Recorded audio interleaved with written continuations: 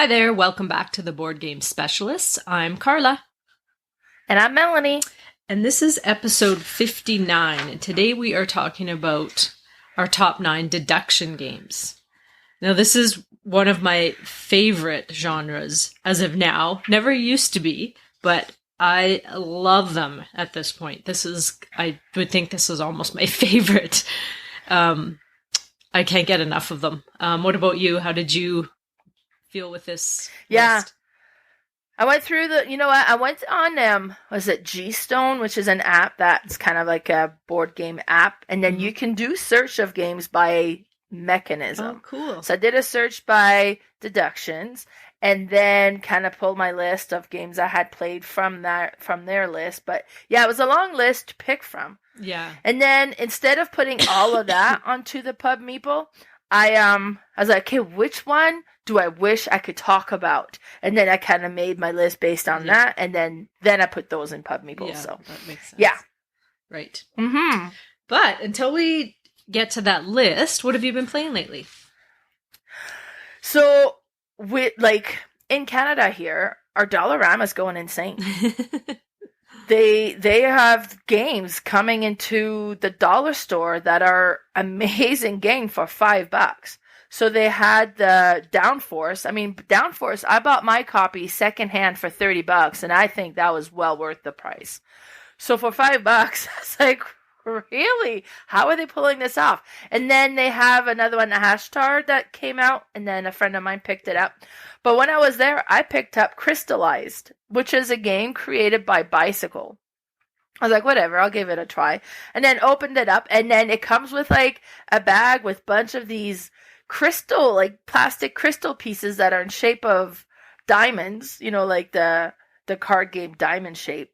And then you have all these different colors, and then you have all these cards that are like shape of a cube, but it's 2D, right? So you get the 3 pieces you can see on your card, and it has different colors on it. So the way that it works is you go around, depending on the number of players, you pull so many crystal out of the bag, and then you put them in front of you. And then you have this, I guess, cardboard piece that has, it's recessed, that will hold the crystals. And there's only so many crystals of each color that can be filled in there. And what you're going to do is you're going to start with one card in the middle, and then you can add a card to it. So you can either attach yours and then kind of tuck it in so that the side connects. And you can do it so that the same colors touching the same colors, that's okay. And then the black, which is like the background, the black can touch any colors, it doesn't matter. But you can't accidentally connect like a blue to a pink. It has to only touch its own color. And then if you create a connection, so let's say I'm touching green with green, then on the card that I played, if there's 2 green squares on it, then I get to place 2 of my green gems onto the main board. And you're trying to get rid of most of the gems that you have in front of you. Now, if I don't have a lot of blue, I'm not going to concentrate on connecting blues. Because you can't play a card that says, okay, well, I'm going to play this one. It connects 2 green and 3 blues. But I don't have any blue gems, so then I can't play that card. I have to play cards that have gems to play. And then you can also cover a whole segment of a previous card with a new card and then make those connections. And you can stick them to the other player, it's called. And what would happen is if, let's say, I can play a card that allows me to put 3 yellows, but there's only room on the main board to put 2 of the yellows, but I do have 3 yellow gems. So then I would play that card, I would place 3 yellows, and I would put 2 on the main board, and I get to give my extra yellow gem to another player, as long as they still have a yellow in their own collection of gems in front of them. Because if you clear a color completely, they can't stick that color to you. You've cleared it off. It's so interesting. It's really puzzly, and it was a really interesting for $5 at the Dollarama. It's insane. So that game was really cool, and it looks really neat on the table when it's all played, and you've kind of created this ginormous multicolored puzzle thing. It was cool. So that was the first one I played. The second one I played actually is kind of like an honorable mention for the deduction games. And that was 3000 Scoundrel. This is a game I had heard of, and I was intrigued, so I purchased it. Because you have all these clear cards. And the way that it plays is you each have your own character, and then you have cards, like, I don't know, poker cards, I guess. But every character or every player plays as one suit. So maybe I'm heart. So I would be the heart character. I have my heart cards. It goes anywhere from 0, ace, 2, 3, 4, 5, 6. And then I shuffle those and I draw 4 of them. And then each round you're going to play 4 cards. And then you're going to place them because in front of you, you have a spot on your main board on the bottom that goes from ace to number 6.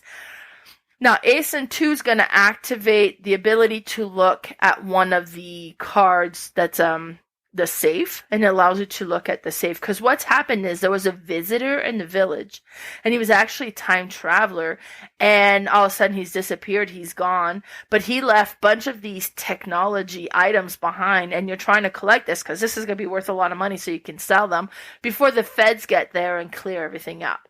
So you're just trying to find all these things that he left behind. So that's kind of, and they're all been put into safe in this village or whatever. So you would put a card face down, say, okay, well, I'm going to activate location number 3, which allows me to take $3. But you put it face down. So it could be that your card you played is a number 3. Could be that it's not a number 3. Now, if you play the card 0, you're going to have to bluff on that one. You have to because there's no spot for 0. So at any time, the other players can be like, I don't think you really had a 3, so I'm going to put my token on it to say that I'm like questioning that one. And you could do that to each other while you play. Then you activate that card, and then you can, now as you gather Scoundrels as well, because at the start you're going to take the top character card and then the sleeve, and then you slide the character cards into the sleeve because all your characters have no clothes on. They're like in their PJs. And then you slide it into the see-through card, and it gives them an outfit, and then it kind of combines the ability of the character with what the ability on the card is, and now it's like creates a whole new type of ability that they can do. And it's called 3000 because it's going to have up to 3000 different combination that you can do with these Scoundrels. But you can hire these Scoundrels, add them to your board, and activate them as you're activating different things. So some of them will have cards on it. So if it has a 3 and I put a 3 down, so I collect the $3, but then I can also activate the Scoundrels I have on my board that has the card 3 and do the actions that they have. It was really interesting, and it plays fairly quick. It was pretty straightforward, so it wasn't hard to figure out how to play the game. But it was interesting. And then just putting the combination, I was like, okay, what is this character going to do? Okay, well, he looks like this. And then you slide it on, and then all of a sudden it's a cow that covers the whole thing. And you're just purchasing a cow. But you can sell the cow, like discard the card and get $5 at some point. It's like, okay, well, I'll do that. And then at the end, you collect points for all the technology you acquired.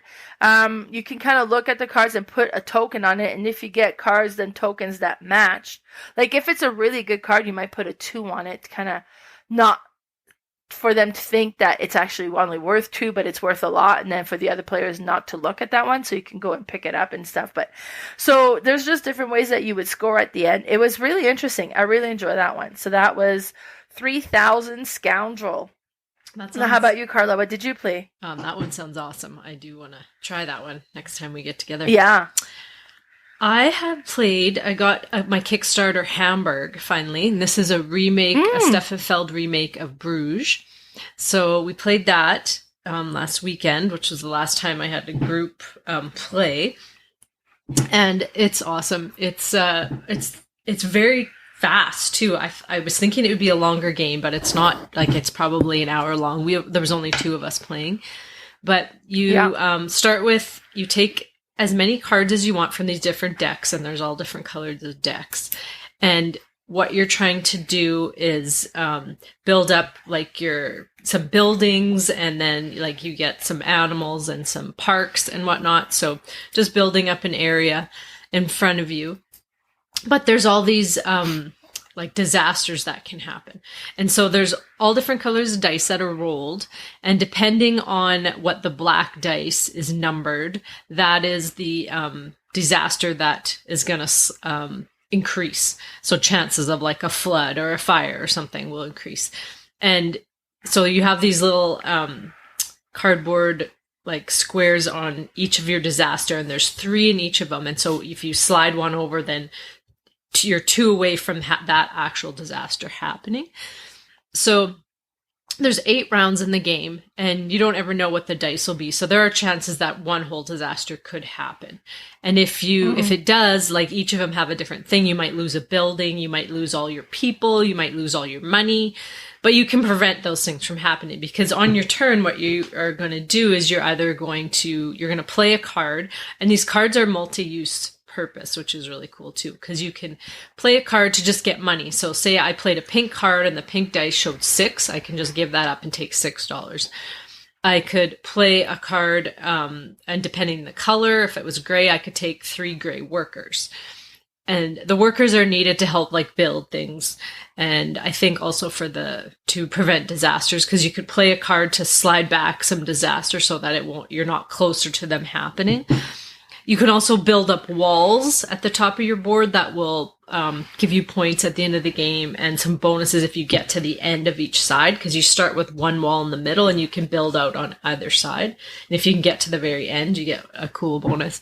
You have to move up on the City Hall track, which is just basically points, but there's always at the end of the round majorities too for all these different things. So majorities for buildings, for animals, for wall, like if you have the most wall pieces, etc.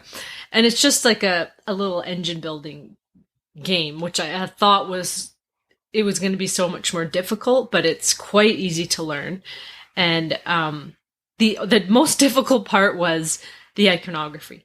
So the iconography is kind of a learning curve, because although we did just play Amsterdam, which has the similar iconography, you literally almost have to look up every card. So apparently in the Kickstarter, you could have backed at this level where they would write on the cards, like there was writing on the top, which why wouldn't they just have done that? I don't know. And I don't remember that. Like I probably would have just done that, because you can just like read on the card, and it doesn't look terrible. Like I've seen the cards that have writing. So once we learn that and, everything makes sense to us, it'll be fine. But literally have to look up every single card almost what it is. That's about the only problem with the game, but it was really fun. Another one I played recently was the expansion to Meadow. So this adds like a river on the side of the board. And so with this one, it's another card game, basically, where you are building up all these different ecosystems of animals and building on top of them to give you other animals. And you're also building this little house on a track or on a dirt road, and then you're going to put things in that house, and it's all just for points. But what this adds to it is this river. So you can also build these river animals as well. So there's like otters and beavers and really cute things like that. But then you also move along the river as you're building these cards, because each of these river cards has these little paddles on them, and depending how many paddles are on the card, that's how far you'll move up.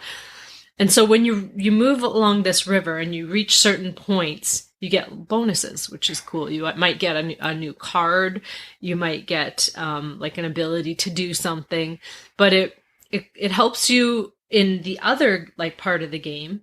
But you kind of can't skip out on that part, because if you do and you just stick to the base, the other person is going to kind of fly by you. But it's just neat. It adds more cards, more beautiful art, because it's such a really cool nature-themed game with really neat like watercolor art that is so pretty, and the animals are so cute. And it was awesome. I loved that expansion. So that's one that I will probably be picking up. But yeah, that's what I've been playing. Now, let's get right into it. What is your top 9? Your number 9. All right. Deduction. For number 9, and deduction game, and like I said, I went through that list of kind of what they said was deduction. So some of them was like, oh yeah, I guess that is a deduction, and this one is one of those. So number 9 is Dixit. So Dixit was created in 2008 by Jean-Louis Rubira. And this is a really interesting game. Like, you have these really neat... First of all, the cards in this game are nice, big, tarot size. So it's satisfying with these nice, big cards. And I think you have 5 to begin with. And you're going to take turn giving a description of some sort. So you could be like, I don't know, passing of time could be your clue.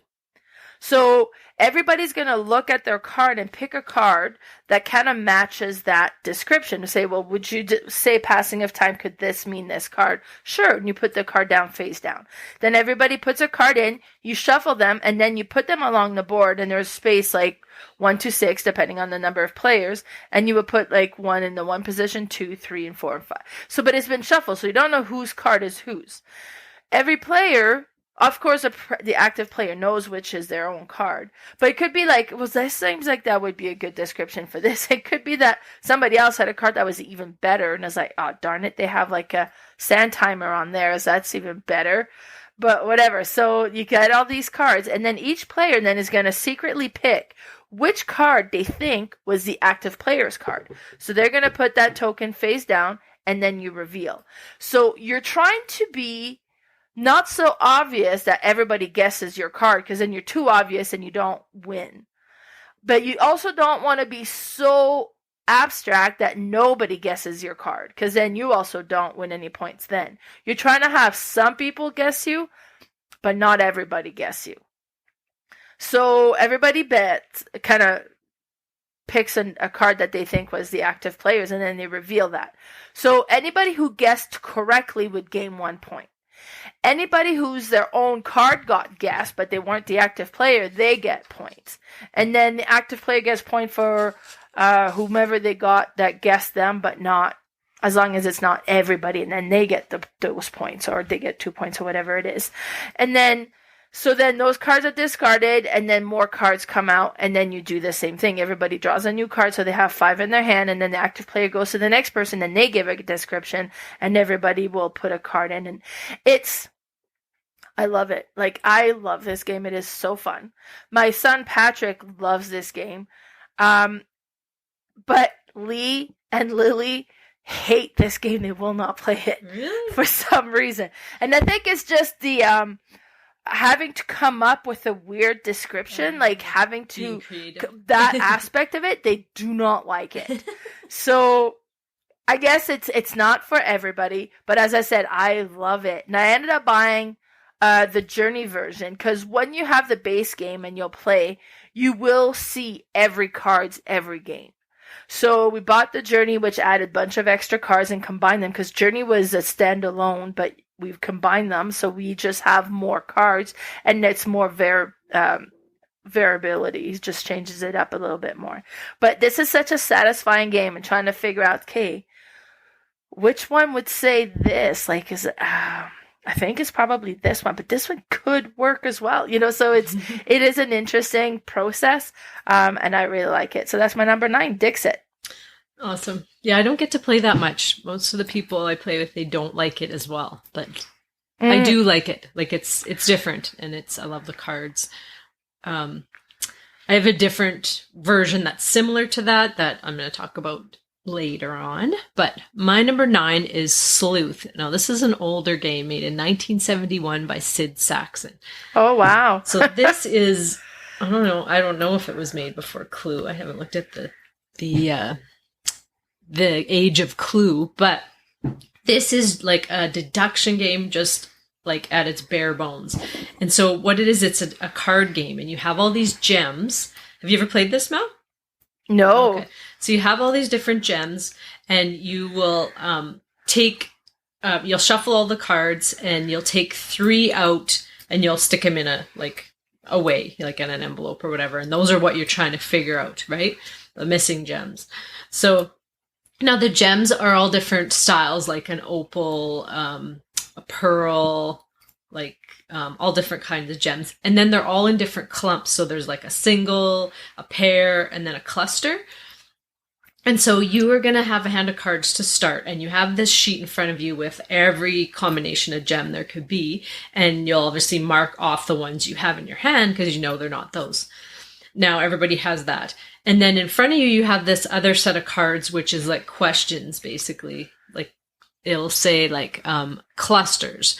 Could say clusters of pearls. So you can pull that card up and can ask one person, show me all your pearl clusters, right? Or you might just pull up the card, show me all your pearls. I don't know if you can do an actual whole grouping, but I think you like maybe, and they're all different colors too. So that's the thing. It's like the colors, the gems, and then the amounts.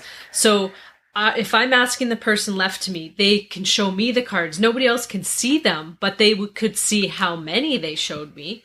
So they might be able to deduce from there, like, well, I already know, like, there's only 3 left. So that means none, So you have to deduce not just your own questions, but you got to watch what everybody's doing and showing. And, like, they might be like, I don't have any. So you're like, oh, okay. So it's so cool. And I've had this game sitting on my shelf for years. And we finally got to the table this year. I'm like, I just got to try this. I've heard so much about it. Game Boy Geek raves about this game. He just loves Sid Saxon. And so we played it. And I'm like, oh, this is really good. Like it's one where you're like, okay, we got to try it again. Because the deduction part of watching everybody, what they're doing is so cool. But it's one you got to try, and I don't know if it's easily found, like it's an old game, or if they've remade it. But if you ever find it, pick it up. It's cool, and it's just a card game, and it's called Sleuth. My number 9. Nice. Mm-hmm. That sounds interesting. Yeah, and I think you have talked about it before. Yeah, so maybe. I mean, and this game is older than I am. That's yeah, me too. Impressive. All right, my number 8 is Sherlock 13. This one was created in 2013. 13. Anyways, and it's created by Hope S. Wong. And I bought this one on a whim for my friend's birthday. So I had gotten her a couple of games, and this one was there. And I was like, oh, that looks cool. And I love the Sherlock theme. So I just purchased it, and then I gave it to her. And then we played it on. So she came over, we did a supper, and then we played it that night. And it was so good. And I was like, oh, but no, I don't own this. I saw it on like Facebook Marketplace. I ended up going and pick it up and getting my own copy. And the people selling it, when I opened the box, like the cards were still in shrink. They had never played it. So I was like, oh, good thing they never played it, because otherwise they wouldn't have sold it to me. Because this is such a neat game. So the cards get distributed between all the players. And then you have this little shield that you put in front of you that hides it, and then you have like your piece of paper, and each character is like a Sherlock Holmes character. So you have Inspector Lestrade. I don't know how to say his name now. And then you have, like the Sherlock Holmes brother will be in there, and then just all these different characters, and each characters have a number of symbols along the bottom. So if they're police people, they'll have a badge as one of their symbols, and then maybe they'll have a pipe as well, and then maybe there's also, so there's a combination of symbols for each characters. And then, so on your turn, you can ask who has a gem. Like, so a card that has a gem for characters, and everybody who has one will put their hands up. Be like, okay, so then on your piece of paper, you'll be like, okay, well, this one did, this one did, this one did. So then you know. But there's a one card face down in the middle, and that's the murderer, and you're trying to figure out who that is. So then the next person be like, okay, well, we asked about the gems, and 3 people will put their hands up, and there's 5 gems in the game, and I know I have one. So then I'm going to ask one of the person who put their hands up, maybe Lee. Lee, how many gems do you have? And Lee says, I have 2. Okay, well then if he has 2, and then she had one, and she had one, and I had one, then that's all of them. So then the person in the middle, the murderer, doesn't have a gem. So then he's not the murderer, she's not the murderer, and she's not the murderer. So then you can cross that off. And then the next person will go and ask their question. So on your turn, you can either ask specifically to somebody, how many of these do you have? Or you can ask everybody who has at least one of these. Or you could try to solve the crime and take a guess as to who's in the middle. It's so satisfying. It plays super quick. But it's so satisfying to play. And then Lee's always like, okay, girl, I think Melanie's getting close. I'm going to guess. He's like, it's 50-50. And he always guesses wrong. So he's like, why are you guessing so soon? It's like, it doesn't pay off for you. He's like, because I think you're about to guess. It's like, but it's neat. I really enjoy this game. And that's Sherlock 13. Oh, yeah, this is one I want to play too. Awesome. All right. My number 8 is Hanabi, made in 2010 by Anton Bauza. Now, this one, the first time I played it, I was like, oh, this is dumb. I don't like it. And I don't know if it was just the beginning of my gaming journey and I had preferred, worker placement. I just want worker placement all the time. And then you show me something that's a little bit different and I'm like, not really. But now I really appreciate the art of it. It's such a cool game and such a another basic card game. And all you do is it's about these fireworks. All these different suits of fireworks, basically. You have number or colors of fireworks. And then in each color, you have cards 1 to...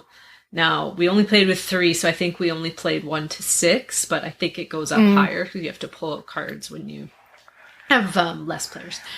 But so you shuffle the cards and you are just trying to make these sets of fireworks. So you're trying to put the white 1, 2, 3, 4, 5, 6 down. But the thing is, you pick up these cards and you don't see your cards. You see the back of your cards. So you can see everybody else's, what they have, but you don't know what you have. So you have this hand of cards in front of you and you're like, well, I don't know what to play. So on your turn, you can give a hint to somebody. You can say all those cards in your hand are ones, and you can point to which ones they are. And then that might not be very helpful, but maybe they only have one number 1 and you're like, or it wouldn't matter because they could just play a 1, right? If no ones are played. And then you could also say all these ones are white. So you could point to all the white cards. So next time, if they already had played the 1, then they would probably know that you're telling them you possibly have a 2 in your hand. You might have to wait for another clue, and then it's funny because if there's cards out, say there's 1, 2, 3 of blue, and someone just says, that is a number 4. You're kind of thinking, well, they wouldn't just tell me that I have a 4 unless it's that one. And you always have to say all of them. So if they had other 4s in their hand, you'd have to say, but if they literally only have 1 4 and you tell them, you're probably like, well, that's got to be the blue. So you just blindly place it and you're like, good. Because if you screw up, you have to take, is it a damage token or something? It's some sort of thing you have to take and then take away or something. Because every time you give a clue, you have to take one away. Every time you play a card, you get one back kind of thing. So it sounds easy, but it's not. And this game has been turned into other games like that. Beyond Baker Street takes this, which was higher up on my list, but it's still really cool because it takes this form and how they played it, where you have to take the cards in the same kind of way. But this one is the basic at its very base, and it's just so simple and neat that I really appreciate it now. And that's my number 8, Hanabi. Yeah, Hanabi's interesting, just with not having the cards and the cards facing out. Yeah. And then you can rearrange them. Okay, these are ones. Okay, well, then I'll put all the ones over here. The problem I have with it is I have a terrible memory. Me too. Be like, okay, these 2 are yellow. Okay. And then it's on the next one. It's like, oh, no. Which again? 2? Yeah. Okay, what color did they say? Oh, my God, I have no idea what I have. So my memory, the moment they say, is like, okay. And then, by the time it's the next player's turn, I forgot what they said to me. It's like, oh no, I have no idea. Was it this card? I think it was this card. Oh no, I don't know what's going on. And I'll do this is hard. Too. I'll have my cards and then the 2 they showed me, I stick up like this. And then when it comes back around, I'm like, oh shoot, what did they tell me those were? So it's really good to work on your memory, which I'm on right now too. So... But yeah, it's a good one. Yeah, no, my memory's just for show. It doesn't actually work. Oh, but yeah, no, it's great. It's a really neat game. I have the Beyond Baker Street. I got rid of that one after I got Beyond Baker Street. But I give the Hanabi one to my sister, and I'm like, oh, you try. This one is Oh, geez, it's tough. All right, my number 7 is Deception Murder in Hong Kong. This one was created in 2014 and is created by Toby Ho. And this is such a satisfying game to play. Every player has 2 sets of 5 cards in front of them. The first 5 are going to be weapons, and the other 5s are items that's been left on the scene of the crime. And what's going to happen is one of the player is going to be the forensic scientist, and they're going to be the clue givers. So they'll be like, hey, everybody closes your eyes because you have card that's dealt out, and they'll all say that we are the detectives, but one of them's the murderer. So it says, okay, murderer, open your eyes. So then they'll open their eyes, say, okay, point to 2 cards in front of you, and you're going to point to a weapon and an item that was left behind. And so the forensic scientist is going to look at what those are, and then those are the clues they're going to be, the cards they're going to base their clues on. Now, as a murderer, you're going to try to pick things that kind of resemble what other people have as well, so it's not as obvious as who it is. So maybe you point to a pillow and you point to a cigarette butt or something, let's say. Okay, then you leave it at that. Then, depending on the number of players, there might be an accomplice and there might be a witness, but so the accomplice would open their eyes as well when the murderer picks, so they see what it is, and they're going to try to throw people off. And then the witness, they'll just know who the murderer is, but they won't know which card it is. And then, so afterwards, the forensic scientist has these cards in front of them that gets flipped up. And it'd be like, okay, so the death. Well, if he killed them with a pillow, he'll put like a token next to suffocation, probably. And then, because that's not blunt force trauma or whatever, right? Unless it's a really hard pillow, but it's probably suffocation. And then the next one is like time of day, maybe. I don't know, we'll say morning or evening. Or, so why would there have been a pillow? Maybe it was in the morning or maybe it was at night. Do you smoke in the morning? I don't know. I'm not a smoker. Maybe that's be more of evening, so I'll put it at evening. And then the next card that comes up, so maybe it's like, I don't know, location. It's like, okay, well, probably we'll say bedroom or different things like that, right? Like, it's just, you'll have different cards. So the clues are going to change based on what comes out. Then everybody's going to take turn to talk about it. It says, okay, well, death by suffocation. It could be this one. It could be this. This person has a rope, so maybe, they kind of hung the person. You would suffocate doing that. And it's like, oh, maybe this is this one. Now, the murderer and the witness or the accomplice are also going to be part of it. And they're going to try to make somebody else looks kind of suspicious, right? It's like, I don't know, you could suffocate with that. It's like, or maybe it's this, or, so you're going to have this conversation. And then you have so many, I think it's 2, that you can make 2 accusations.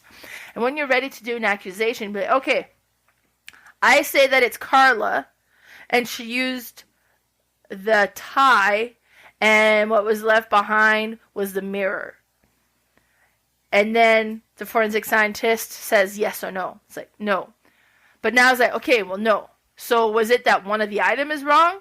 Or is it that it wasn't Carla at all? And maybe Carla's the accomplice and she looks suspicious because she's like, but it's actually wasn't her at all. And it's another person that's the murderer. Like, and you don't know, so I was like, okay, so then let's go through another round. And then the forensic scientist is going to pull another clue card and then remove one. It's like, okay, well, I was like really concentrating on the fact that it took place in the spring, but now you've taken the seasons away, so maybe it didn't matter what season it was.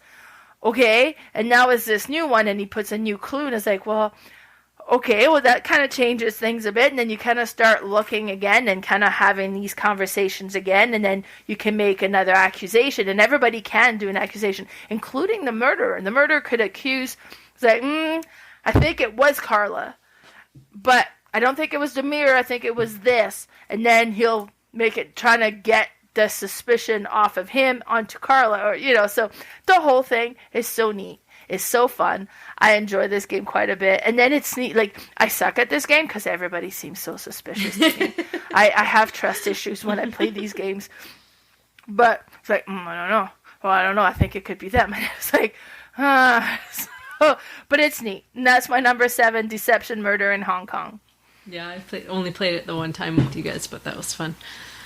All right, my number 7 is Picture Perfect, made in 2020 by Anthony Nouveau. Now, this one is really unique and cool because you each have this, like, scenery in front of you. You have, like, a beach scene or, it's usually an outdoor scene, or I think you can flip it and it can be indoor, outdoor. And then you have a table, cardboard table that you've set in front of you, and you have a grid around it. And you all have the same people on these little stands, and you can actually get acrylic people or like acrylic standees, but they're mostly just cardboard, which is totally fine. And then you have all these little decks of cards you have the people with cards shoved into their like envelope. And you will each start with some of these envelopes, and you'll look in all of them, and they will have things like, this person wants to be next to this person. And you always have 3 things in there. And you might have something that contradicts what the last one just said. So you have to figure out which one you want to, like, if like it wants to be next to the dog, and say the next card says it doesn't want to be next to the dog. So you have to choose which one you're going to go with. And then you'll place these people, animals, there's a plant too, and you'll place them all over on this grid. And so each turn then somebody will pull up a card, and it might say, okay, everybody swap 2 cards to the left or 1 card to the left or something. And so you'll give 2 cards and get 2 more. You might be guarding one that you hope nobody will get to see because you don't want them to have that information, because maybe you have one guy where all the information works, like all 3 things are possible. And that's the best if you can do that, because then there's these cards that you each have one of them, I believe, and you can stick into the card, meaning it would double your points if you had all those things correctly. So you might be guarding that one, but eventually you might have to give it up somehow. And I can't remember how many rounds there are, but you just kind of go around and draw a card, and it might say, okay, everybody's just going to toss 2 into the middle and pull 2 back out. Or you can specifically say, I want to see the dog. Who's got the dog? And you can, like, just trade them that way. But it's really neat because you think, well, you should be able to get everything right. Well, no, because like I said, some of the envelopes, some of the cards will actually contradict each other, so you're not going to get the full points for that one. One card that you're like, okay, I got all these people perfect, and then you look at another person and it messes that whole thing up. So then you have to decide, okay, am I going to not fulfill any of their wishes? Because if you choose to do that, you actually just kill them and you put them under the table, because if you don't and you place them and you don't fulfill any of their wishes, you're going to get negative points. So it's funny because we usually have a few people under the table because we're like, I'm not even going to bother with them because they're going to give me negative points. But then at the end, you all flip your table or your scenery over, and it's a scorecard. And then you start pulling out all the cards of the envelopes, and it'll say, okay, this one wants to be here, this one here and there. And then, like, and some of them don't want their faces shown, so you have to make sure somebody's in front of them. So it's all different things that you have to, try to get as many wishes as you possibly can.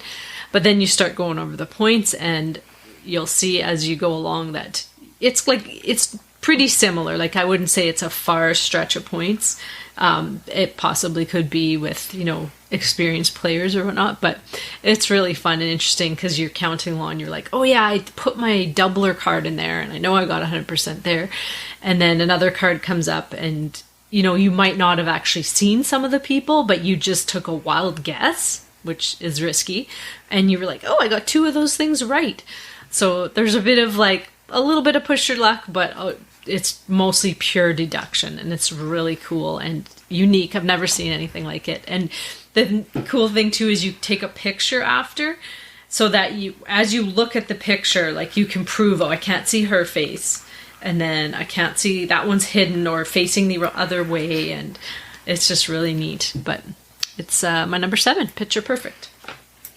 Yeah, that one was kind of satisfying to play just because you're physically creating this scenery thing. So yeah, it was neat. Yeah. Unless you can knock over some of them, which gets annoying, but you just have to be very careful. Okay, where was that? Yeah. Was like, okay, who is this? Is like, okay, can I move this way? Because you're trying to remember too what the rules were, because you may not have those cards anymore. Exactly. Yeah, it's interesting. Yeah, and you don't have paper to write down what your things were. Yeah. My number 6 is Narcos, the board game. This one was created in 2018 by Fel Barros, Renato Silva, Sesdeli.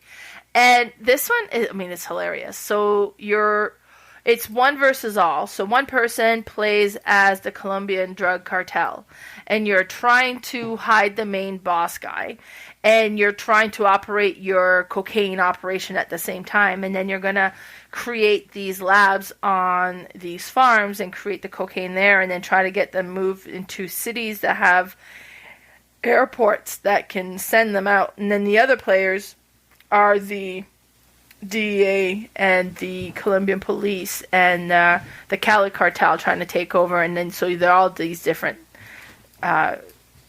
groups that they're playing as. But each group has a different ability. And you're trying to find where the leader of the Narcos, the Colombia cartel, is. And he's on the board, and you, like, the person who's playing them say, okay, well, I'm right here on his little map, but it doesn't show it. So you can see where he's at. And it's at, like, hidden movement a bit, right? But he doesn't move the whole rounds. And he has all of these posses that he's going to be playing, but depending on what they are, they all have a different value of how closely they work with the leader. So if it's somebody that works very closely, he's going to stay close by. So it could be like, well, this one's going to be at least 2 spaces away from where the leader is. So you put them down, and then one of the groups can put markers like, okay, well, if you put them there, that means the drug cartel guy could be here, here, here, here, here, here. It's like, but maybe one is like, well, he can be up to 5 away. So in this is location, it's like, well, 1, 2, he could be all the way here. It could be, well, that's a big thing. But then as you place more guys down, you're kind of trying to see what overlaps. Now, these guys might move afterwards, but where they go out has to be to a certain location. So you're trying to find where the leader of the Colombia cartel is if you're one of the other players. If you are the Colombia cartel, you're trying to keep your identity or your location secret, because if they find you, they'll arrest you, and I think they have to arrest you twice in order for the other players to win, and you're trying to just sneak out. It's very interesting. It was so neat. And then you have like these little big white cubes that you're moving as well, because if you're able to get them and kind of smuggled into the United States, well, then you get the money for that, and then you can spend the money to acquire more things. Like, and then you have like secret missions you're trying to accomplish as well, and it is neat. I mean, as shady as a theme this is, the game was surprisingly good, and the mechanism in this game was really neat, and I enjoyed it quite a bit. So that's my number 6, Narcos, the board game.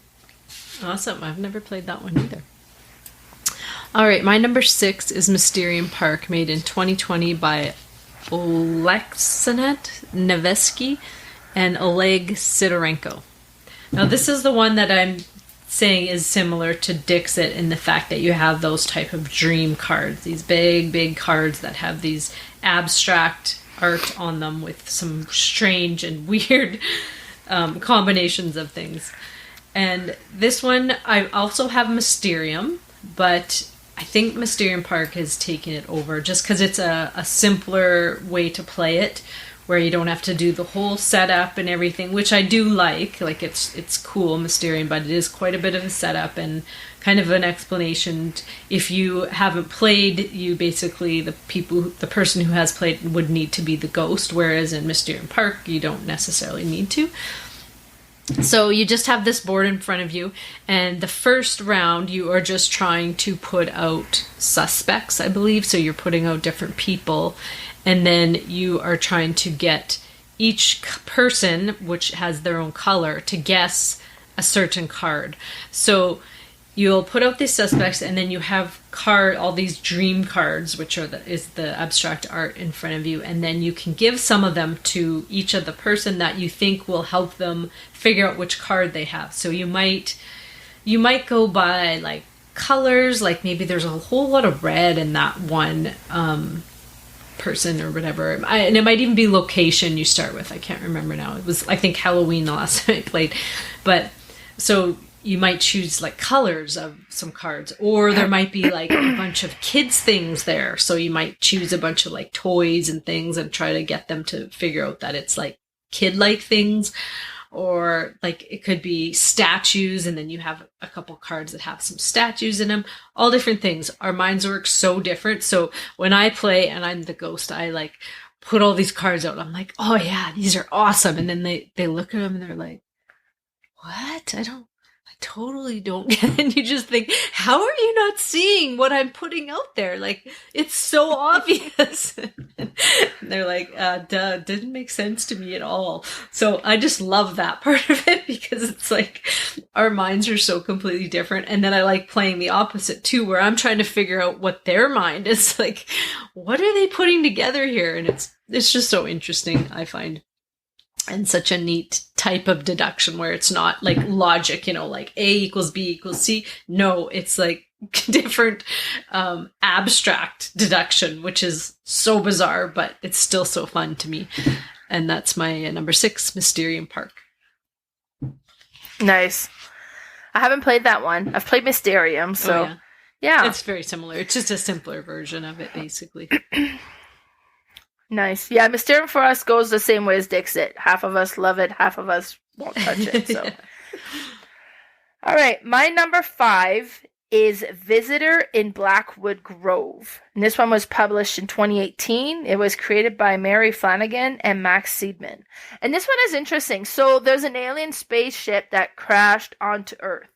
There was a little kid that witnessed the whole thing and saw it crash, so he's on the scene. And then you have all these different federal units that are trying to get to this spaceship so that they can dissect this alien and figure out more about it and kind of take apart their ship. Now, this alien obviously doesn't want that to happen, and he's trying to kind of befriend the kid to have the kid help him escape. But this spaceship has this really strong force field around it, and you can't penetrate and get to the ship unless you figure out how, like, the rule of the field, force field. And so the alien player, and this is like minimum 3 players. So you have the alien player, the kid, and then the federal agents, and they could be multiple federal agents, so minimum 3. And then so the alien player is gonna pick the rule for the force field, and then all the other players are gonna throw things in through the force field to see what makes it through and what doesn't. So it could be that the rule is something that has metal in it, for example. So I throw in a fork, it goes right through. So, oh, okay. So maybe it's things in the kitchen. So next round, I throw in a plate and it doesn't go through. It's like, okay, well, then it's not things in a kitchen. Metal, maybe, or something. Exactly. That was the rule. Something that's metal, right? Oh. But you need to figure it out. So the rule's different every time. But so you keep getting these cards like, okay, well, I'm going to throw this in. It was like, okay, well, toothbrush. Well, the toothbrush didn't go in or whatever. And then like the kid has access to a little bit more information, or he gets feedback on what he throws in or something. So there's something going on with the kid that gives him the advantage. Now for the feds, we're all just kind of throwing things, trying to make it in. So if nobody can make it in at all, then the I don't know, like everybody loses or something.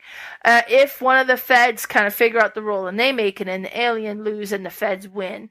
But then if the feds can't get in, the kid can and they escape, then the kid and the alien wins. And it's interesting.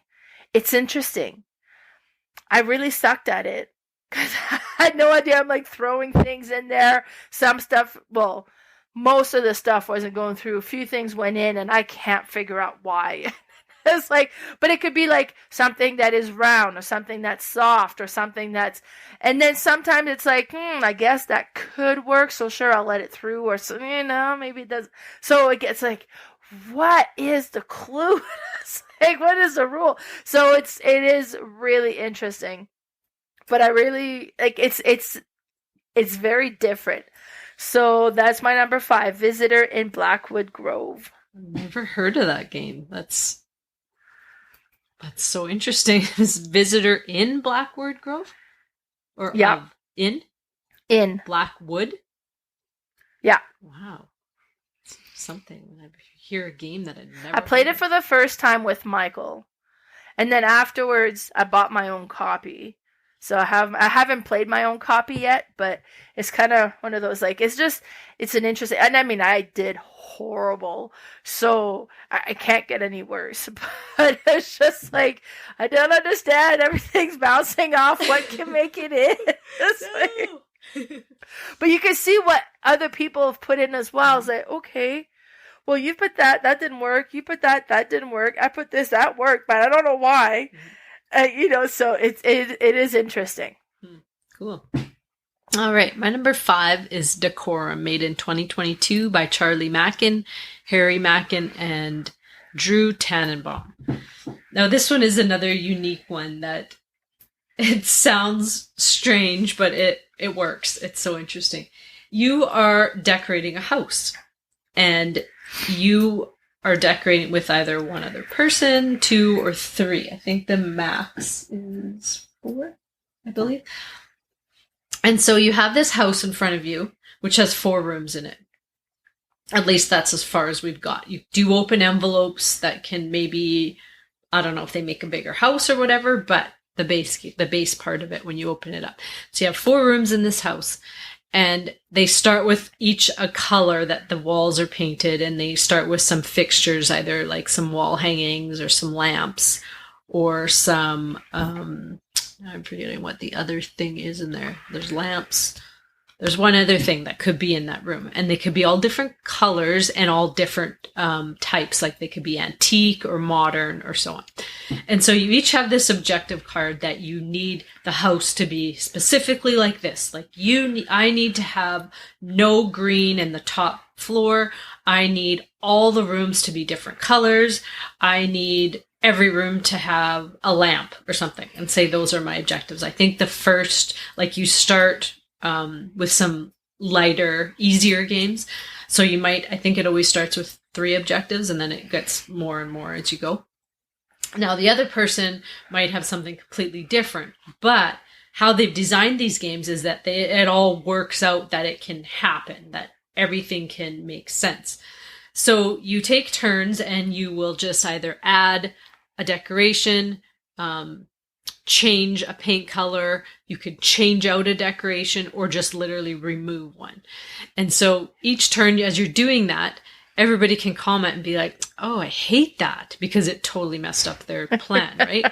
And so it's just funny how it's so thematic. Like, ooh, that color's terrible. I don't like it at all. So, you get into these roles too, because you read this little thing where you're like this couple who's, or 2 friends who are like these beach valley girls who are, like talk like I just did or something, or you're this countess and this, like, so it's, you kind of get into it and it's funny, but it's such a unique game, and it's amazing how they made it all work. Like, I can't figure out how they, where did they start? Did they design the room and then make up, okay, well, it has to have this and this and this, and then hers or that, and that.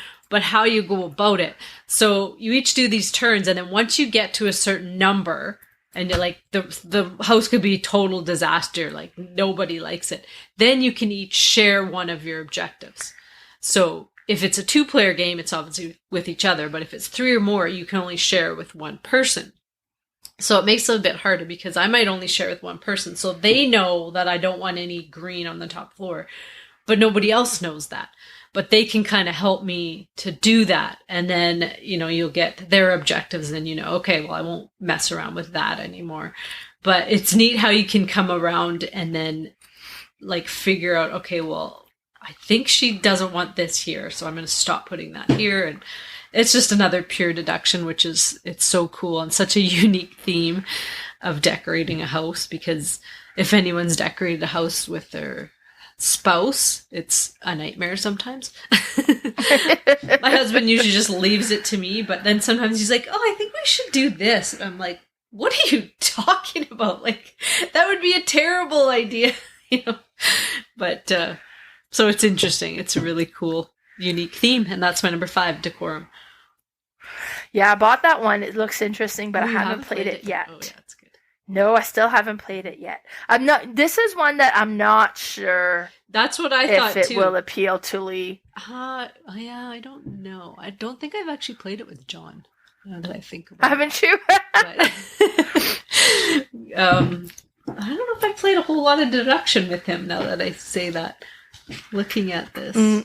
Yes, I'm not sure if Lee would be the right target audience for it, so I'm kind of waiting to see who I want to play this with. But the theme might be not sold on him, but the actual mechanics he might find really interesting. Yeah. So, and it's a really quick game, so it's something you could totally try with them, and it's not always it could be a 20-minute game. Really, like they're fast. Oh, okay, good. Then that's worth trying. Yeah, for sure. Mm-hmm. All right, my number 4 is Secret Hitler. And this one is published in 2016. It was created by Mike Boxleader, Tommy Marenguez, and Max Temkin. And this is one that my son, Patrick, had played at a friend's house. And he said, Mom, if you ever come across this game, I really want it. So I'm like, okay, say no more. Like, it's not very often the kids are willing to play or ask for a game. So then I was like, done. So we got Secret Hitler. And we ended up, first time playing it was me, Lee, my sister, her boyfriend, and Patrick. And this is one of those games where everybody looks suspicious and I trust nobody. But most of the players are going to be liberals. A few of them are going to be fascist. And one of the fascists is going to be Hitler. And each round, you're going to be the active player. And so you're the president and you're going to select somebody to be your counselor or chancellor or whatever it's called. And then you're going to make up the government. So before you make up the government, everybody votes whether, go ahead, or they vote you out and you never get in office. So if you're voted out, kind of goes to the next player. If you are in, then you're going to draw 3 cards, and those are different policies you're going to try to force through. So there's liberal policies and there are fascist policies. And as the liberals, you're trying to force through liberal policies, but it could be that there's no liberal policies in front of you, so it's not going to happen. So the president's going to look at it, and they're going to discard one of them. And then it passes on to the chancellor, and he's going to look at it, and he's going to discard another, and then what's left gets passed through, and it gets added to the card, to the board.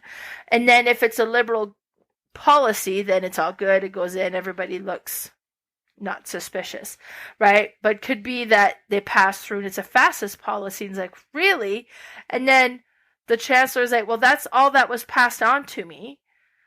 So I had no option. This is what I had to be. Yeah, but are you just saying that? Or is that really what happened? And then maybe the president was like, what? No, I totally gave him a liberal. But maybe the president is not a liberal, and he's just saying that, and he didn't pass anything on. And so it kind of creates that, okay, is this the truth? Is this not the truth? Who is like, okay, I don't trust any of you. So when we played, my sister was Hitler, and Patrick was on her side, but I really suspected Lee. So it's just an interesting game. I've seen a print and play version of this that you could print yourself. Oh, yeah. And it was Harry Potter themed, and it was the Voldemort. It was the Hitler instead.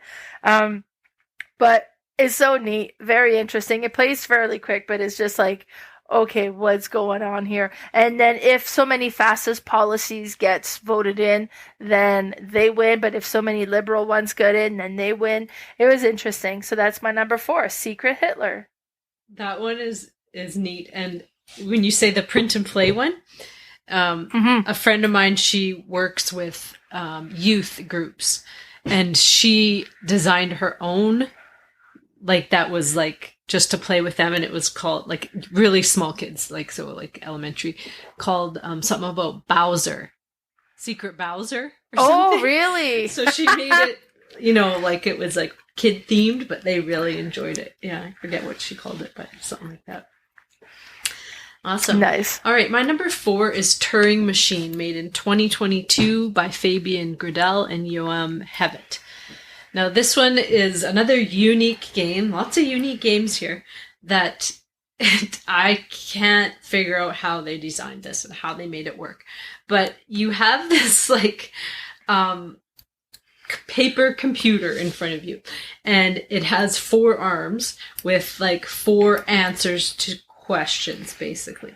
And so you will choose 3 numbers, and they're all different colors. There's yellow, purple, and green, I believe. So you can choose a number from each color or whatever. And then whatever you are asking this computer has to do with the number in front of you.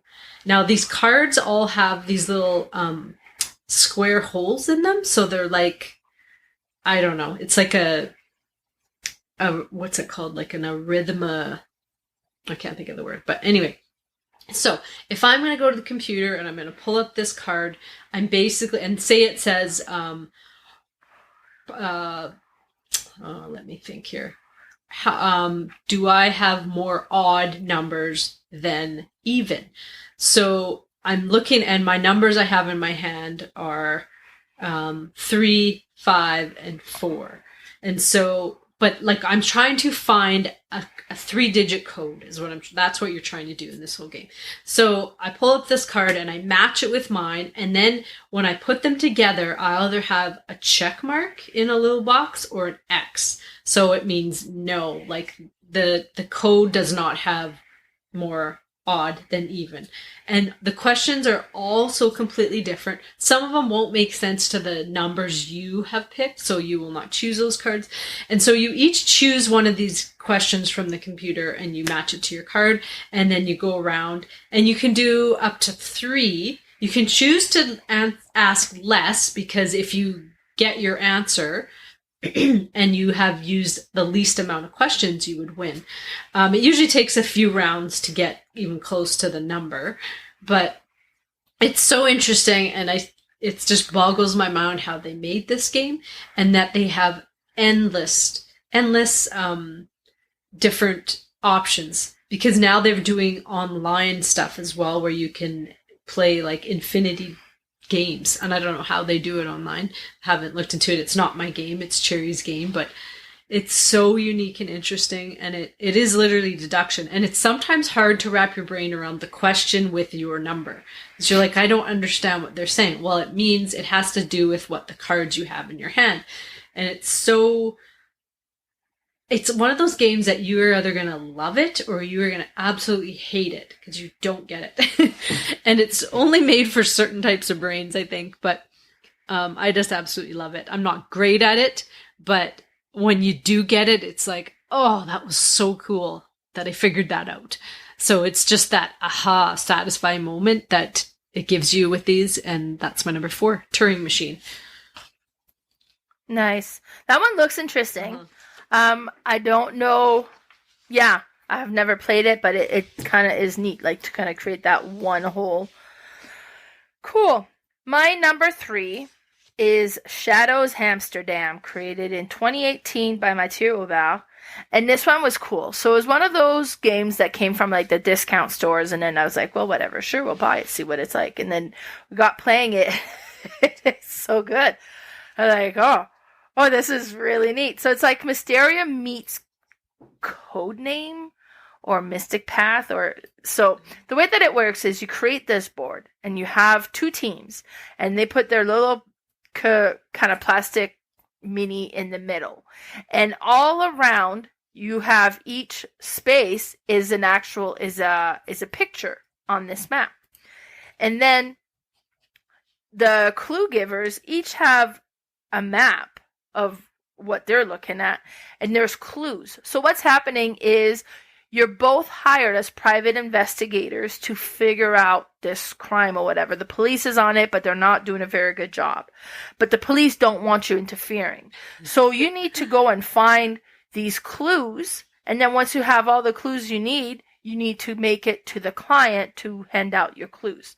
But they've hired 2 different investigating companies, so you want to be the first one to accomplish this. So on your map, some of the clues location is either one of you.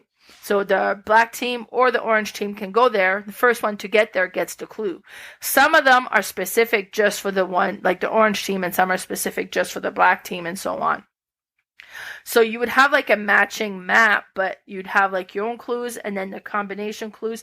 And it also shows where the police officers are, and you want to try to avoid them, because if you run into them too many times, they'll arrest you and you don't get to finish your mission. So you are going to give the members in your team a card if you're trying to send them one away. If you're trying to send them 2 spaces away, you can give them 2 cards, but that increases the possibility of where they could go, right? So it makes it a little bit difficult. So you give them 1 card. These cards are face up, and they're different images. So it's kind of like Mysteriums. Okay, well, I want you to go there, so I'm going to give you this card, because this is the card of a cake. And on the tile next to you, there's an oven there. It's a kitchen. So cake, kitchen, that makes sense. I'm going to pass this on to you. And I would play it out with my sister and Michael's wife, Glenda, so I would pass it on to them. We did girls versus boys.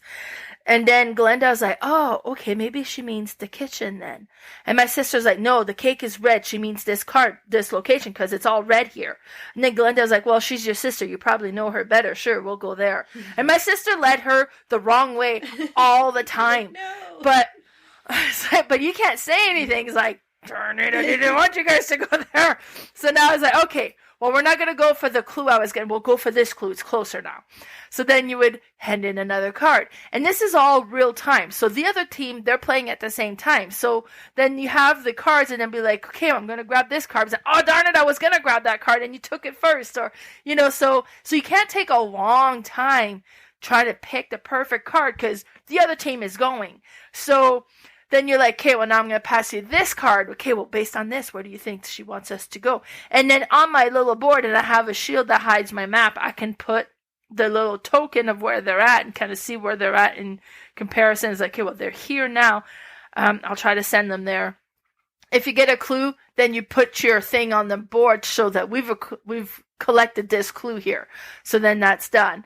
But if you ever get and hit the police officer, you kind of flip one of those, and if you run into them 3 times, you're arrested. So you're trying to avoid that. But it was so neat. It was so satisfying. This is a really cool game. And that's my number 3, Shadows Amsterdam. Amsterdam. Like hamster. Yeah. Oh, and I always No, thought like AM. Oh, it's AM? Yeah, Oh, okay. It's the French in me. I put H where they don't belong. I was like, I was sure it was Amsterdam. Okay. It is Amsterdam. Okay, sorry. I had to make sure before I wrote it down. It's the French in me. I mess up words. And you talked about Mystic Pass. Yeah, so that's another one that kind of has a similar feel to that. And Mystic Pass was on my list. It just didn't quite make the top 10. But because with that one is you have a map where you're trying to go and you're trying to give clues to send you that way, but it's a cooperative game. It's neat. Okay, I have it on my shelf of shame, so now I'm excited to play. Oh, yeah, no, it's interesting. So. Awesome. All right. Because this one is with images and Mystic Path is with words. Right. So, but similar. So, okay. Yeah. And the Shadows Amsterdam, do you need 4 people to play it or can 3 play it? Yeah, no, it would have to be 4. Okay, that's why I didn't get it. I remember. Don't typically always have 4. All right. Well, my number 3 is Codenames, made in 2015 by Vlada Chvátil. And this one is like an evergreen to me. It'll be a classic that will stay in my collection forever. I have a few different versions of it, but like I have the duet and the pictures. I don't have any of the spin-off IPs of it, but I'm sure there's more coming from this line of games, but it's just so awesome. And we can play it with everyone, every age group. All you're doing is you have this grid of cards in front of you with either words or pictures on them. And 2 teams are trying to relay different words to their team without them guessing this black word, which is like this little grid that the two leaders of each team will see. And one team will have red color and the other team will have blue, and the red words, the red team is trying to guess the blue words, and so on. So you will look at all these words and try to connect them in a way. There might be some animals on there, and you might be like, okay, 3 animals 3. And you can only say one word, but you can say how many you are talking about. Now, you may have failed to look that there's actually 4 animals on the board, and one of them is the other team's, and you're like, oh shoot. Now they're going to probably guess that. I've done that plenty of times, especially at the beginning. Yeah. Or I've actually literally got them to guess the black word, but I'm getting better at that, and you really have to scour everything on there, not just your words, because you don't want them to guess the other ones. And at first, when you look at it, you're like, there's nothing connects with anything. Like, nothing will go together. But then as you look at it more, it's like it kind of comes into focus. Like you see nothing at the beginning, and then all of a sudden after 5 minutes, you're like, oh, I can connect those 2 words, and then, oh, I can connect those 3, and you can't wait for your turn because you got such a good one.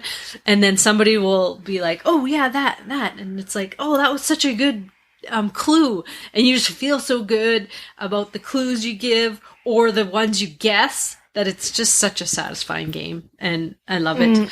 And that's my number 3, Codenames. Yeah, Codename is cool. It was on my list. It didn't just quite make the top 9. My number 2 is Awkward Guests, and this one was published in 2016, and it's created by Ron Gonzalo Garcias, and this is such a cool game. This is my Clue replacer for sure, because with Clue, even with the Sherlock 13 and a lot of these deduction games you have, it's like there's cards, and you look at the cards and be like, oh, this symbol is out, or this card is out, so you would cross it out and just move on. With this one, you get clues. So you'll get the card, and then at the beginning of the game, and I use the app, and you'll be like, okay, well, we're playing this kind of level of difficulty, and then it says, okay, pull all these cards together, and this will create this scenario. And then, but the clue you would get is okay, well, the weapon or the death wasn't due to blunt force trauma.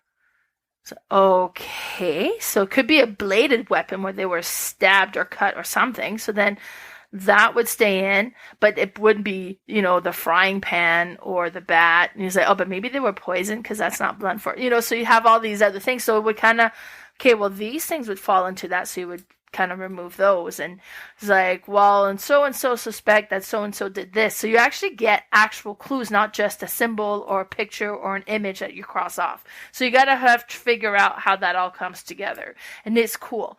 And then every round, so you start with round, you have so many cards, and then you're gonna be like, okay, well, I would like to know about this person and this location, let's say, and everybody's gonna look at their cards and say, well, I have this clue that kind of talks about that, and I have this clue that talks about that, and then they have values on the top. It's like, okay, well, I have clues a value of 3. And be like, okay, so the active player, if they want those clues, they have to give up clues from their hand that has a value of 3 as well. So I'm not going to give you this one because that's a really good clue, so I'll give you these 2 little clues. So I'll be like, okay, here's these clues, and I'll take these ones, and then you add that. So, oh, that is interesting. And you go on your board and you write down the new information you got. It's like, okay, all right, see what's going on here, and then you kind of keep going. So the clues you have is gonna get passed on and moved around, and then be like, okay, well, I want to know about this and this, and I'm okay. I get this one. It's like, darn it, I already had this one before, So, but it's really interesting. Then after everybody's kind of gone and have their turn, then you're going to discard down to so many, and then you draw new cards. So then you have new clues, and you take note of that, and then you kind of trade again, and then could be that the ones you're keeping, you made sure you didn't trade so that nobody knows this information and then at any time you'd be like, okay, I think I know who it is. So you would take the phone and make your accusation. This is why playing with the app is fun, because it can make your accusation, no, you're wrong. Oh, okay, so put it back. And you actually get to continue playing. If you play without the phone and you look at the solution, then you have to stop playing. So, okay, you keep going. But you can't guess again until the next round or whatever. And But it's neat. It is so much fun. This is so satisfying. And after we played it the first time at Gobfest last year, I hunted down my own copy, so I got my own copy. We played it at Malcon. And now there's a new one that's coming out that's similar called Scandal. And you're trying to figure out, I guess, what's the scandal or I don't know. I don't know anything about it, but I want it. So that's my number 2, Awkward Guests. Yeah, that one's fun. All right, my number 2 is Paint the Roses, made in 2022 by Ben Goldman. This game gets better the more I play it, and I still only have the base game. I'm trying to get the expansion because it looks really cool, and it makes it more difficult, I believe. I can't seem to find any other than 401 games, but I don't have an order for there. So if anyone's making an order for 401 around me, let me know, and I'll add this expansion in.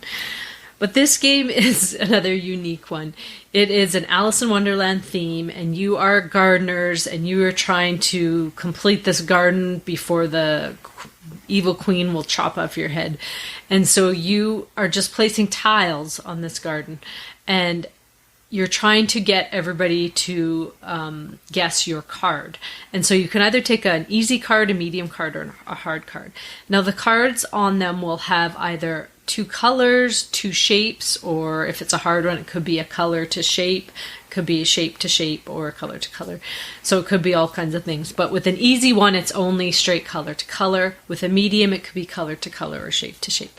So you do have some starting tiles on the board, and on your turn you will take a tile and you'll place it near one of those tiles, and hopefully it's going to help you describe your card to the other players. So there might be a yellow diamond on the board, and you grab a pink heart and you place it there, and your card is yellow to pink, and so you will put 1 cube saying that you have 1 match right there.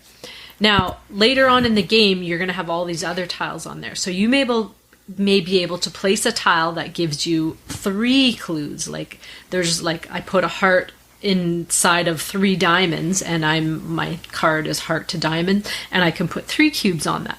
So that one might be easy, and at the beginning, the easy ones are quite easy to guess, but the thing is, you want to get the harder cards because the higher up and the harder cards you have, the more movement you have as the gardener, because you're trying to get around the board without the queen catching you.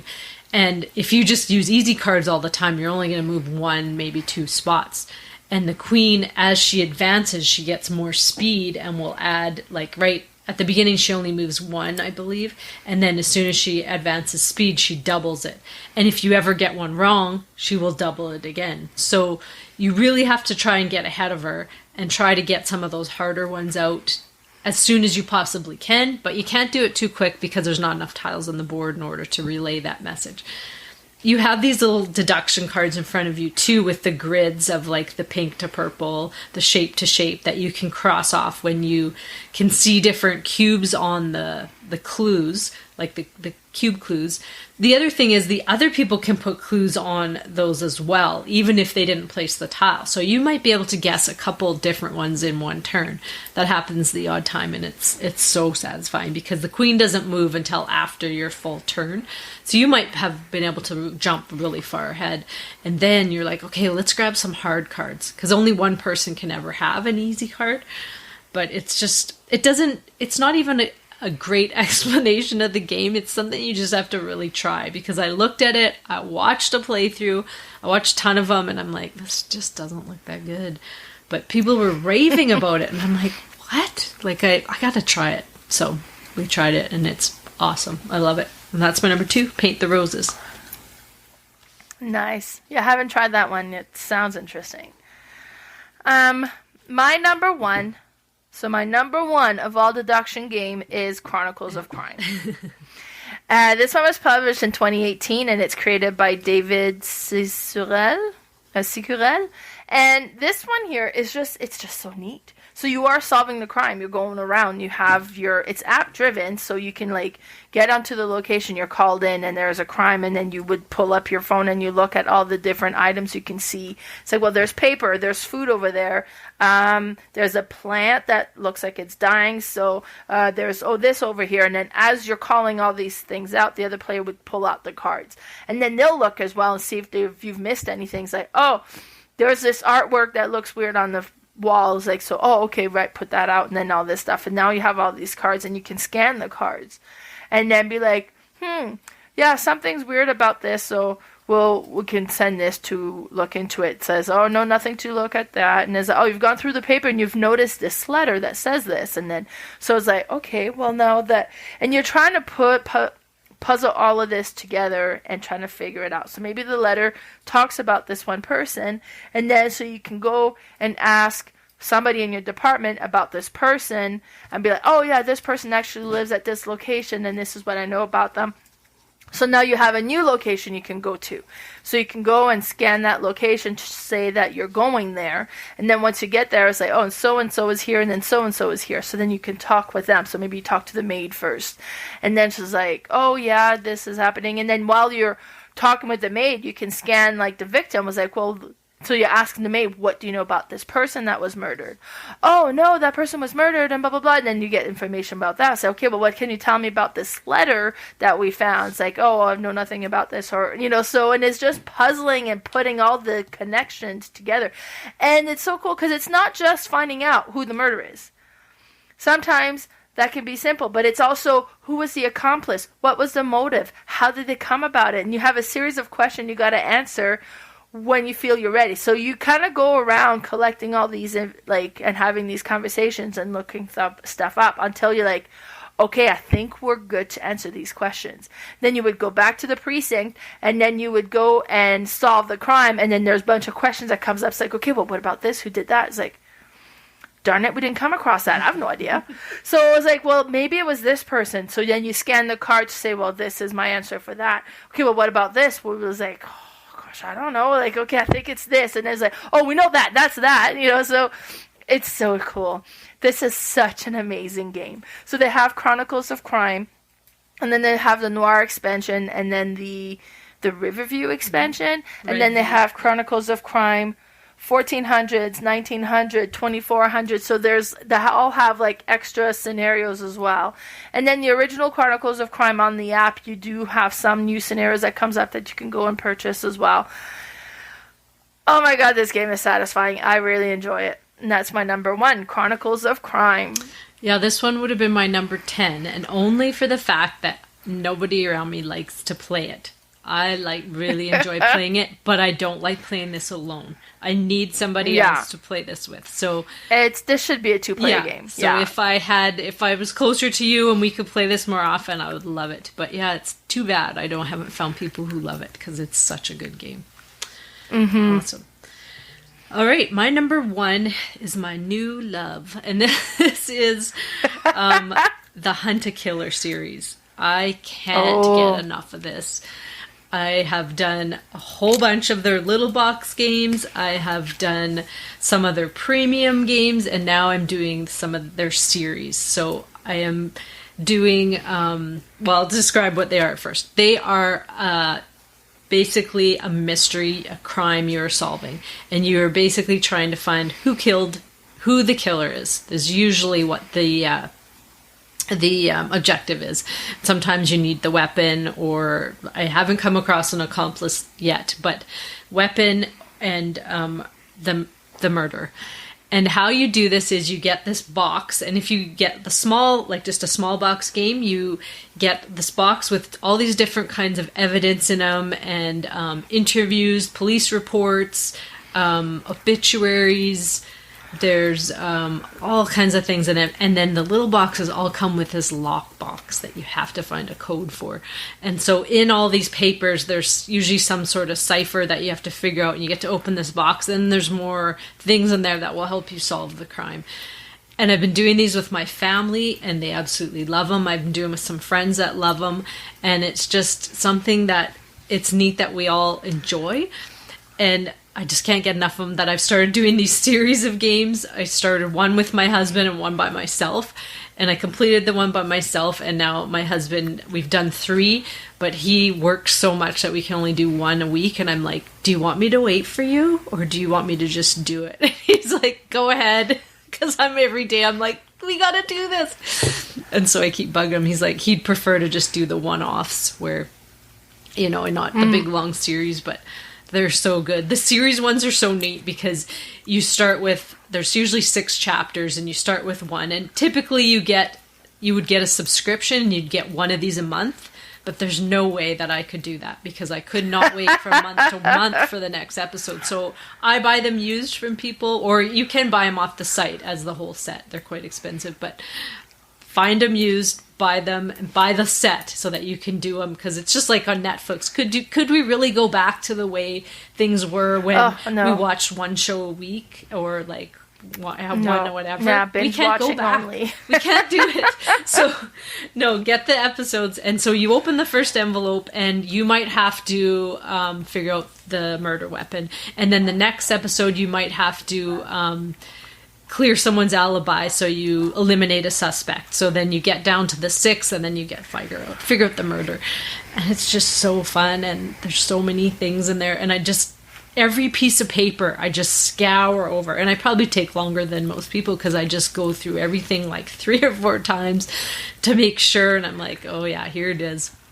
There's a hint system if you do need it. Some of the codes get a little bit hard, and some are quite easy to figure out. I mean, all our brains work differently, but it's so fun, and I can't get enough of them. And there's I really recommend everybody trying one of these. It's such a cool date night too, because some of them are only literally an hour, 2 hours long, but you just really get into them, and it's so fun. I did one with my brother and his wife the other night, and he always feels like he's not really helping out. Well, he was the one who figured out the crime, and I think he felt so good. He was like, oh, I actually, it was between a husband and wife, and me and my sister-in-law picked the wife, and he picked the husband, so he was the actual murderer. And it was just, everyone gets such a satisfying feeling when you've figured it out.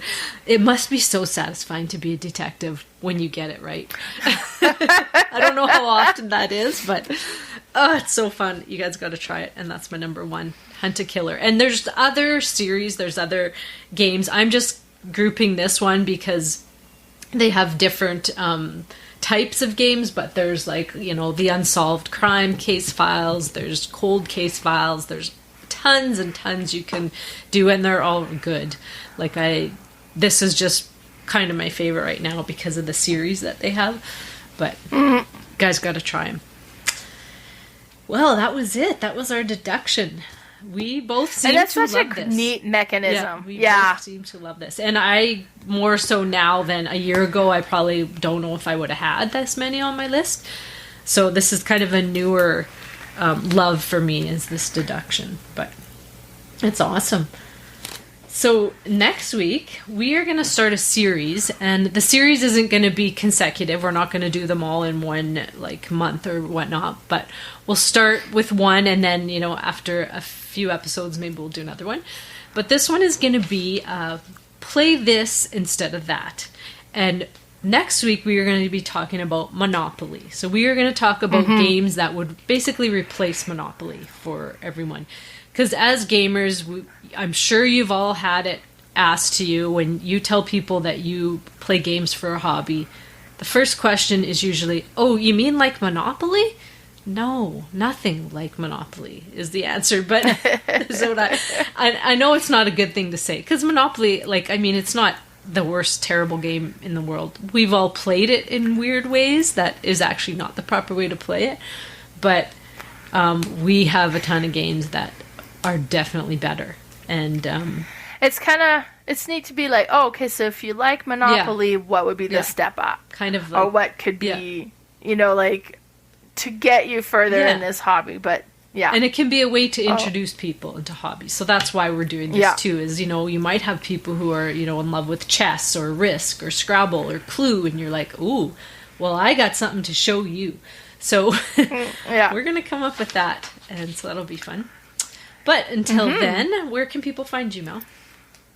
So I am on Instagram as Mel's_boardgame_room. My Facebook page is Mel's Board Game Room, and my YouTube channel is Mel's Board Game Room. Now we also have a Discord channel as well, which we'll put the link in the comment below, and be sure to check us out there. How about you, Carla? Where can we find you? I'm at Instagram at Board Game Specialist, all one word, and I have a Facebook page called Red Deer Board Game Fanatics. All right, well, thank you guys for listening, and stay tuned for next week. Bye for now. Bye, everybody.